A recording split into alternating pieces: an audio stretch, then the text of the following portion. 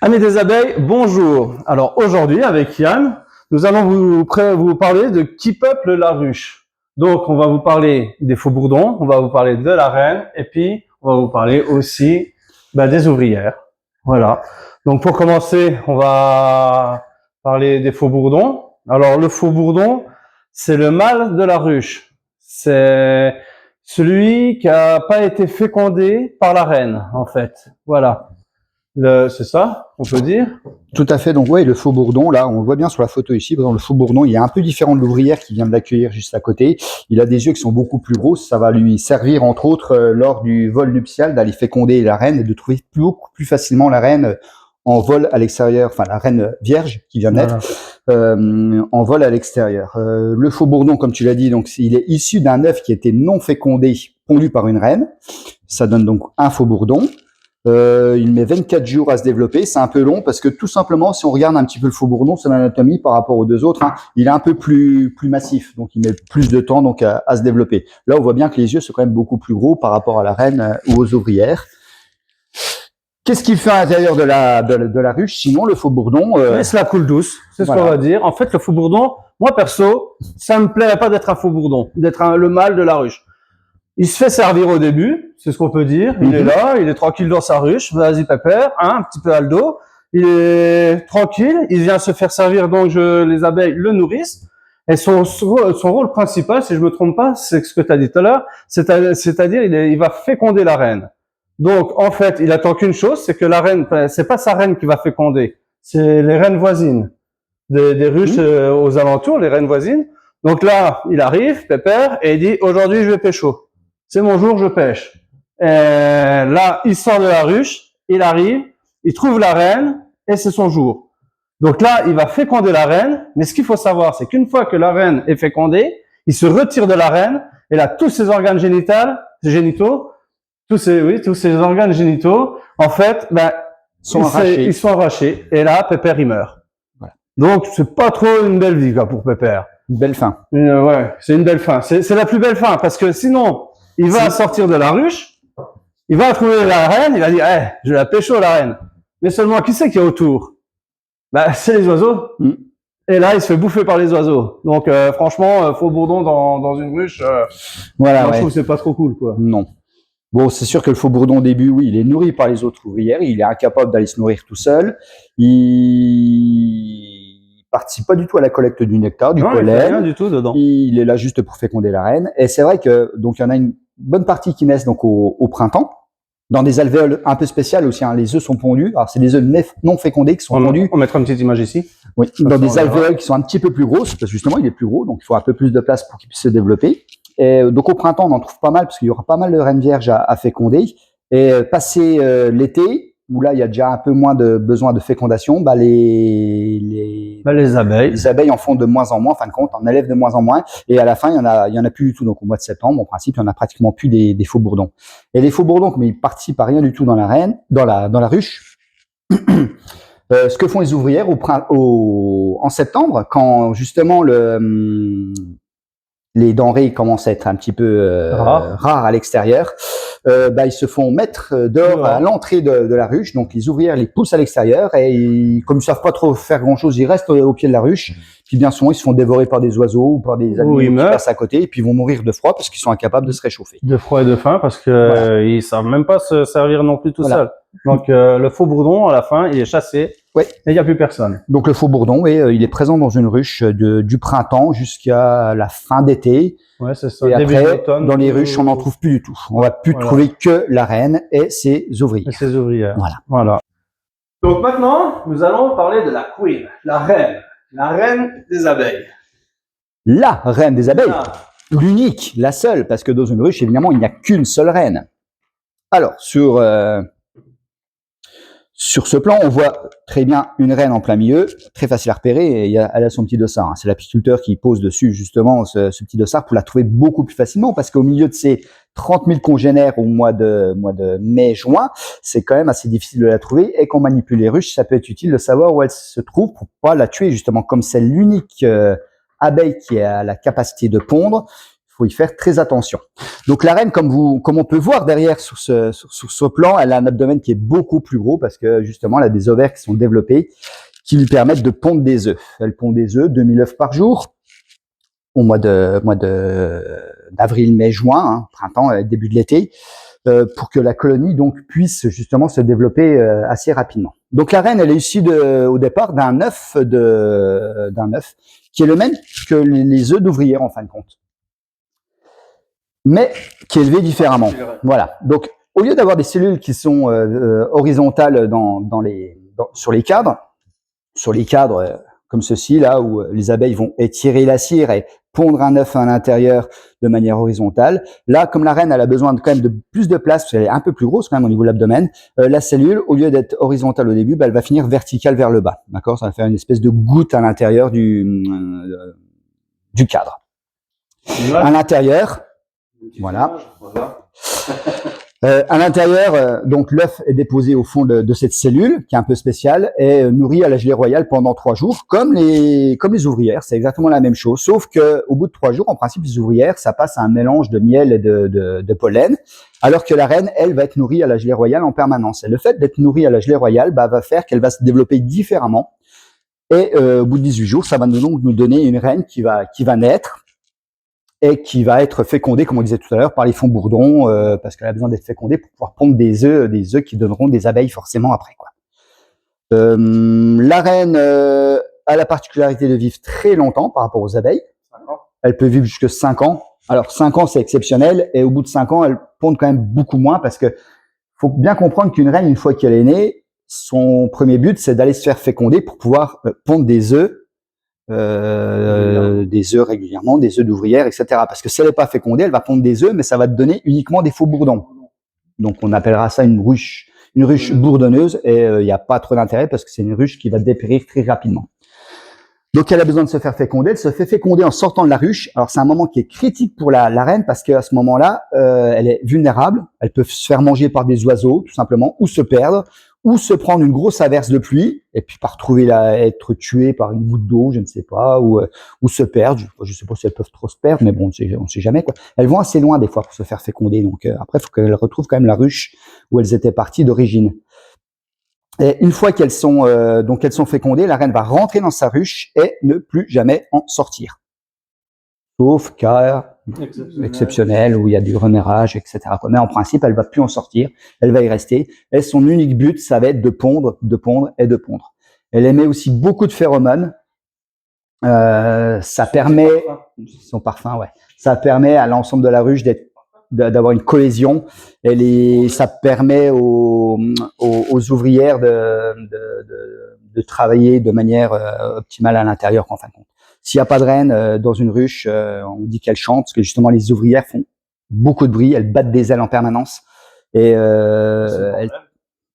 c'est le bazar, effectivement, quoi. Donc la reine, elle est là quand même pour apaiser tout l'ensemble et que la colonie puisse se développer de manière optimale, quoi. Ok, pour finir, pour parler de la dernière caste présente dans la ruche, les ouvrières. Donc, une reine, des faux bourdons, en hiver 0, en été un petit peu, et des ouvrières qui sont les plus nombreuses. Les plus nombreuses dans la ruche, n'est-ce pas? Au plus fort de la ruche, elles peuvent atteindre 60 000, la population. Donc la petite abeille, je vais l'appeler Mireille, moi. La petite Mireille. Donc Mireille, 60 000 dans une ruche. Chaque ouvrière a par exemple un rôle très spécifique. Donc en fait, de sa naissance, au moment où elle sort de son alvéole. Donc quand elle naît, au bout de 21 jours. 21 jours, voilà. Donc 21 jours, elle reste dans sa petite chambre, hein, Mireille. Là, elle vient juste de sortir. Voilà, elle est dans sa chambre. Elle sort de la chambre et qu'est-ce qui se passe? Eh ben, il y a une de ses frangines qui arrive, qui va lui dire, ma cocotte, faut bosser là. Donc, les 2 premiers jours, Mireille va nettoyer sa chambre. Donc, elle nettoie les alvéoles, nettoie sa cellule et tout ça. Du 2e au 5e jour, Mireille va nourrir les larves. C'est-à-dire, elle va leur amener du nectar, du pollen. Voilà, elle va s'occuper en fait de ses futures petites sœurs. Voilà, c'est elle qui va faire ça. Alors, après, de 6 à 12 jours, elle va se transformer en bâtisseuse. Donc, elle va mettre son chapeau, son casque de chantier, prendre sa pelle, sa truelle et son machin, Et voilà, elle va nous faire bâtir toutes les cellules. C'est ce qu'on disait tout à l'heure. En fait, vous voyez, là, on va lui mettre un cadre comme ça avec de la cire. Eh ben Mireille, elle va nous faire ses petites cellules tranquillement, hop, ressortir tout ça pour que ses sœurs, elles puissent, sa mère puisse pondre à l'intérieur. Que bah oui, voilà, en gros, c'est ça. Hein. Donc elle utilise à ce moment-là ces glandes ciliaires, c'est des glandes ciliaires qu'elle possède sur l'abdomen qui sont développées à ce moment-là. Donc ils se développent uniquement au bout de 6e jour à peu près, jusqu'au 2e jour. Donc c'est des glandes qui vont fonctionner quelques jours seulement sur l'abeille. Hein. Donc c'est-à-dire qu'avant elle est incapable de faire de la cire et après elle sera de nouveau incapable. Donc c'est vraiment un timing bien précis, quoi. Elle sait pas le faire avant, elle sait pas le faire. Enfin, les glandes-là ne fonctionnent pas avant, elles ne fonctionneraient plus après. Donc pendant quelques jours, elle va pouvoir justement construire, bâtir, en fin de compte, avec de la cire, quoi. Voilà. Donc après, du 13e jour au 16e jour. C'est toujours un peu approximatif, hein, les jours, ça. 13e jour, 16e jour, on va dire que c'est une moyenne, hein. C'est pas au jour près, quoi. Voilà, c'est ça. C'est qu'en fait, les dates, ce sont des repères. C'est-à-dire qu'en fait, si il y a trop d'abeilles qui vont être nourrices, eh ben elles vont changer de métier en fait. Ça dépend de la population, ça dépend de beaucoup de choses. Oui. Donc en fait, oui, voilà, c'est un calendrier, mais ça peut varier. Donc là, de 13 à 16 jours, Mireille, elle va garder le magasin, elle va stocker le pollen et le nectar. Alors comment elle fait pour stocker le miel? C'est simple, le nectar, pour le transformer en miel, c'est simple. Elle va voir sa petite copine, sa sœur qui était dehors, qui a été butinée un peu, elle a du miel dans la bouche, et elle va la regarder, elle fait de bouche à bouche. En fait, elles vont se partager le miel. C'est comme ça qu'elle va faire, et puis après, elle va le stocker dans les alvéoles. Enfin, voilà, c'est ça. L'avantage de ça, c'est qu'il y a que quelques abeilles, en fin de compte, qui sont garde-magasins à ce moment-là, donc elles savent où ranger les choses. Et elle stocke le pollen de manière optimale, quoi. Parce que si c'était chaque abeille qui devait ranger sa propre production, je pense que ce sera peut-être un peu compliqué dans la ruche de savoir où est-ce qu'il faut stocker. Il n'y a pas des panneaux pour dire à l'endroit là, quoi. Donc c'est vraiment un métier, quoi, magasinier, quoi. Voilà, vous allez chercher, vous connaissez tout, machin, magasinier, je veux ça, hop, hop, hop. Elle sait, elle vous le fait, quoi. Donc après, de 17 à 19 jours, alors là, elle passe à la trame, hein, et là, qu'est-ce qu'elles vont nous faire? Je ventile. Hop, la climatisation, on la met là-dedans. Alors, la clim, c'est parce qu'en été, ce qu'il faut savoir, c'est que dans cette boîte, il fait extrêmement chaud. Donc là, il faut quand même refroidir un peu. C'est complètement fermé. Quand vous regardez la structure d'une caisse, il y a ça, le bout de bois là, enfin, le couvre-cadre qui est au-dessus. C'est complètement hermétique. Les abeilles mettent de la propolis en plus partout. C'est de la substance qu'elles produisent aussi à un moment grâce à des glandes, comme de la colle, voilà. Elles en mettent partout, donc c'est complètement hermétique. Et la seule ouverture, le seul endroit où il y a de l'air qui peut rentrer, c'est par la porte avant. Et encore sur la porte avant, on met des grilles justement pour pas que des frelons asiatiques, par exemple, puissent rentrer. Donc il y a juste ça qui va aérer, et le fond aussi, qui est un petit peu grillagé. Mais il n'y a pas énormément d'aération. Il n'y a pas des fenêtres comme chez vous, où vous pouvez ouvrir les fenêtres pour pouvoir aérer facilement l'habitacle. Donc là, elles sont obligées de ventiler. Alors pour ventiler, elles s'accrochent sur la porte, près de la porte d'entrée ou à l'intérieur. Voilà. Elles s'accrochent très fort avec leurs pattes et puis elles battent des ailes à fond la caisse, quoi. Voilà. Et puis ça crée un courant d'air. Ça permet de climatiser, donc de faire un courant d'air, de faire entrer de l'air frais, faire sortir l'air chaud. Et c'est surtout l'humidité aussi, parce que comme elle stocke du miel à l'intérieur qui va avoir une certaine quantité d'humidité, avant de le perculer, il faut qu'il soit à moins de 18% d'humidité. Donc, il faut le ventiler, et en le ventilant, on retire de l'humidité. Voilà. Et l'humidité, il faut l'extraire de la ruche, parce que elles peuvent pas garder l'humidité à l'intérieur. Il faut pas que ce soit humide, quoi. Ce qu'il faut savoir, c'est que le miel, tant qu'il est trop humide, il sera pas operculé. Elles ont pas des appareils comme nous pour dire, mais elles le savent. Hop, elles le goûtent avec vous, je sais pas comment elles font. Elles savent très bien que là, c'est le temps de l'operculer. Et si le miel, il a moins de 18% d'humidité, il ne peut pas fermenter, il peut pas moisir.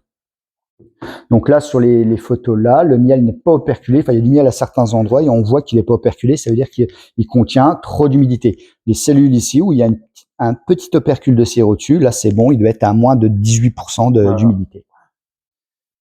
Si vous avez un miel qui est au-dessus de 18%, il peut fermenter. Si en dessous de 18%, en théorie, ça se garde à vie, quoi, dans un pot hermétique, évidemment.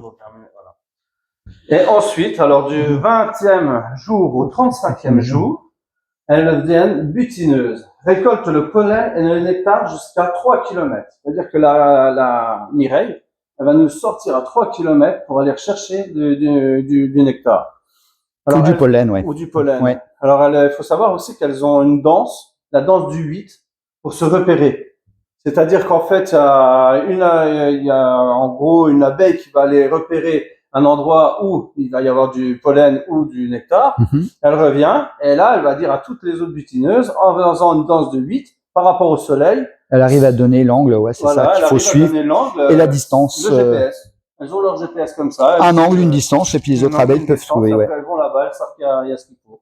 Donc là, ça fait quand même 3 semaines que l'abeille est née, et c'est la première fois qu'elle va mettre le nez dehors. Hein. Donc c'est-à-dire que pendant 3 semaines, elle reste à l'intérieur sans jamais sortir. Parce que les abeilles sont quand même assez vulnérables à l'extérieur, hein, vis-à-vis des autres animaux, des oiseaux surtout. De la pluie. Enfin voilà. Ouais. Mais des oiseaux, ouais, j'aime bien les oiseaux, ou les frelons asiatiques qui les attaquent assez facilement. Donc là, c'est un métier entre guillemets, la butineuse qui devient dangereux. C'est pour ça que c'est un des derniers métiers entre guillemets qu'elle va faire, parce que c'est là de toute façon où elle va laisser sa vie en fin de compte. Voilà. Soit elle va s'épuiser à aller chercher des ressources. Alors si elles vont à 3 km, c'est le grand maximum 3 km, mais c'est énorme hein, pour une abeille. Mais même en allant à quelques kilomètres, en fin de compte, elle va s'épuiser, elle va mourir très rapidement, quoi, d'épuisement, tout simplement. Un jour, elle reviendra pas, elle va s'effondrer, elle va tomber, elle aura plus d'énergie et puis elle va mourir. Il faut savoir aussi que l'abeille est petite et qu'en fait, pour aller d'un point A à un point B, c'est pas une ligne droite. Et des fois, vous pouvez avoir des arbres, vous pouvez avoir la haie, tout ça. Il faut qu'elle monte, qu'elle descende. Elle est chargée. Donc ouais, c'est une petite bestiole qui est quand même très sollicitée en fait. Tout à fait, oui. Voilà. Donc et pour info, si je me trompe pas, une abeille va vous ramener dans sa vie une cuillère à café de miel. Je crois que c'est ça, non? Dans sa vie, elle va vous faire une cuillère à café de miel. Ce qui est pas énorme. Hein. C'est pas énorme.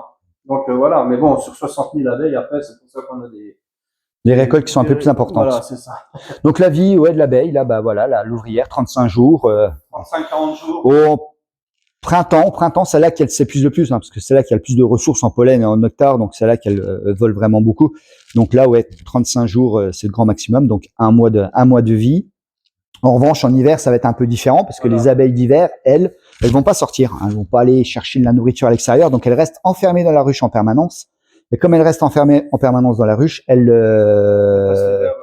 passent l'hiver au chaud, elles utilisent les réserves qu'elles ont fait pendant le printemps et l'été pour pouvoir passer l'hiver, hein, les réserves de nectar, de pollen, pardon, et de miel, surtout de miel, pas de pollen.